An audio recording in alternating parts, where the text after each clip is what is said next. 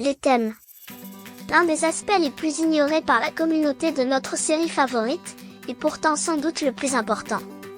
C'est grâce aux thématiques de l'œuvre, que des créateurs comme Mister Mange parviennent à faire des prédictions précises sur le futur de l'histoire. Ce sont les thèmes de l'œuvre, qui m'ont amené à élaborer la courte théorie suivante. Les gens ne cesseront jamais d'avoir des rêves. Telle est la prophétie de Barbe Noire. Une prophétie plus importante qu'il n'y paraît, car elle annonce la chute inévitable du gouvernement mondial.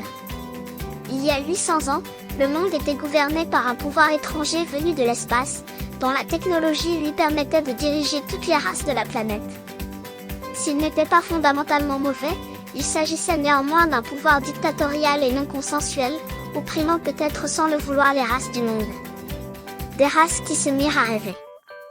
Rêver d'un sauveur. Joy Boy était un capitaine pirate, ayant pour rêve de réaliser les rêves de tous les hommes. Avec son équipage, l'équipage des Dream Pirates, il a uni le monde pour le libérer en fondant un gouvernement sans aucun maître. Pour parvenir à ce but, il utilisa l'arbre des rêves, capable de créer une paix unique pour le monde entier. One Piece. Cet arbre, un tulpa ou une égrégore, produit de la volonté des êtres humains, avait pour propriété la capacité de produire les fruits de l'imagination des hommes et des femmes du monde. C'est grâce au pouvoir des rêves, les pouvoirs des fruits du démon, que le royaume antique a été renversé par une coalition mondiale dirigée par Joy Boy et Nefertari Lily. Mais lorsque les nouveaux dirigeants du monde décidèrent de remplacer les anciens dictateurs, Joy Boy se sentit trahi. Il regrette de ne pas avoir pu aider Lily à réaliser son rêve. Celui-ci était de guérir le monde de ses maux. Ce rêve donna naissance à l'Opéopénomie. Déçue de cette victoire amère, elle refusa de prendre la place qui était la sienne au sein du nouvel ordre mondial. Mais le prix à payer pour leur fausse victoire fut la condamnation à mort de sa fille, peut-être gravement blessée. Dans son désir d'empêcher son enfant de mourir, elle pratiqua sur lui l'opération de jouvence.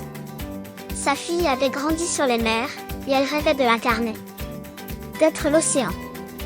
Le fruit de son imagination lui donna l'un des plus grands pouvoirs. Celui de l'Umi-Uminomi. Le fruit du démon de la mer immortelle, omnipotente, ayant potentiellement dans ses veines le sang des deux plus grands héros du monde, sa volonté était inébranlable.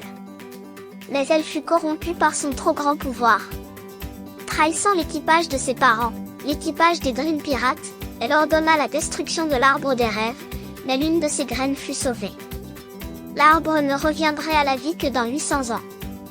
Depuis, plus aucun nouveau fruit n'a paru, Limu, incarnation de l'océan, maudit les héritiers des rêves des hommes, les privant de leur force au contact de son domaine.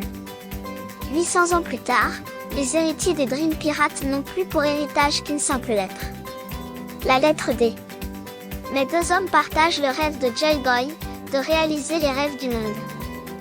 L'un d'entre eux est arrivé trop tôt. La graine des rêves n'avait pas encore germé.